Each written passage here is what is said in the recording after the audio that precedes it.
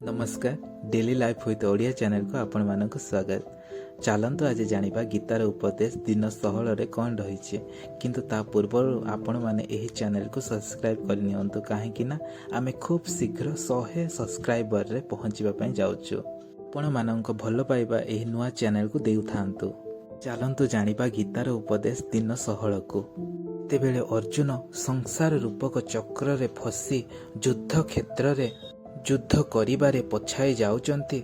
सेतेबेले श्रीकृष्ण तांको बुझाईकी कहउचंती, हे अर्जुन चिरस्थायी ताहा जोथिरे संपूर्ण दुनिया रहिछि। आम आत्मा ही दुनियार सबुठारु सत्य। एहा भी सत्य आम आत्मा भितरे रहिछि। आम आत्मा तो आम शरीर भितरे रहिछि किंतु एहा सर्वदा रहि न थाए। सबुठारु बड़ सत्य होउछि आम आत्मा। एहा भी सत्य आत्मार केबे मध्य विनाश होई न थाए। आम शरीर भाव सब मरी जाए किंतु आम आत्मा केबे मध्य मरी न थाए। श्रीकृष्ण एठारे अर्जुन को कहउचंती, तुमे युद्ध कर अर्जुन, आत्मार मृत्यु असंभव।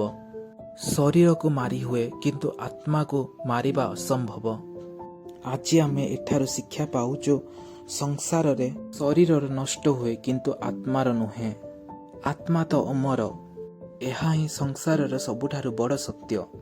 आज पाई गीतार उपदेश एतिकी रहुछि। नमस्कार।